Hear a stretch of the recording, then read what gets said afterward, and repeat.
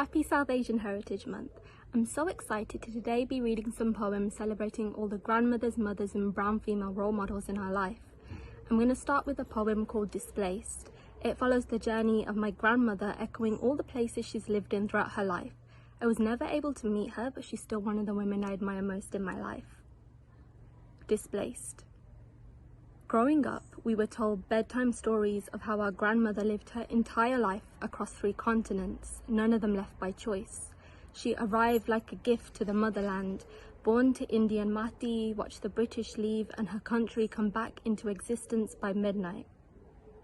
There was one tale that I would beg my mum for over and over again. Tell me the runaway story whilst my siblings slept on. She would whisper like it was still a well-kept secret, even though we'd all been existing for years.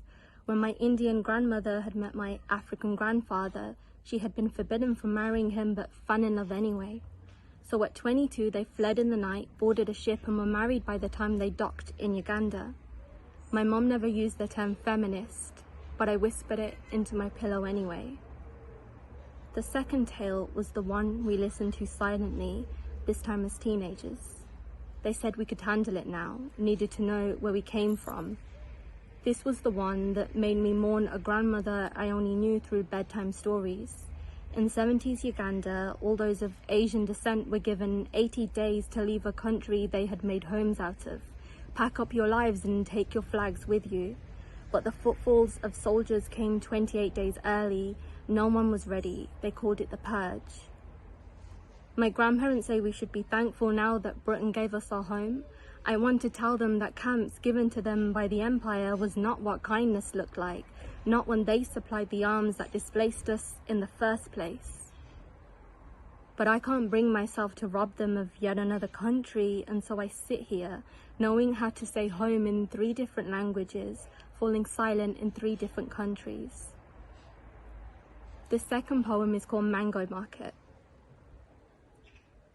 I walk around with a head full of mangoes, fruit flies swarming, brown ringlets, expired thoughts, the lassi bruised deep, raised unknowing mangoes like my own skin and knuckle. The ones that puckered up closer to the sun were always sweet. The tougher ones, straining at the skin, were sour, dry of nectar and to be tossed back into the piles of market fruit. As a grown woman, I feel kinship with the sour mangoes. Finally understand why the fruit felt female somehow. The women who were toughened up and grown away from the sun were those that I brought to my dinner table now and welcome like an orchid centerpiece, green leaves littering my dining room floor like namesakes. I light heavy wick candles in solidarity, sharpen my knife and trust the slice to fall away from the pit.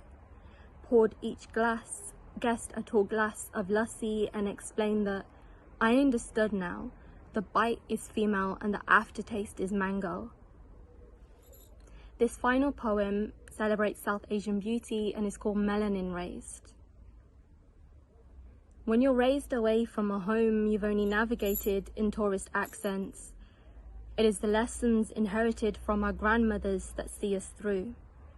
Raised on brown beauty, I've come to learn that home exists in the arch of our eyebrows. We inherited hips from ancestors that still drip down a royal bloodline. It's the curvature that allows you to feel at home in the drape of a sari. The sharp cut of your cheekbone tells the story of the South. It's everything to do with how your nose is heritage. Your skin, artwork of the motherland. Your hair lays down roots and reigns as vintage Bollywood creates nostalgia on your head. Curls found in old pictures of grandmothers before partition. This native body will be the only sure thing that will continue to serve you and grow with you in this lifetime.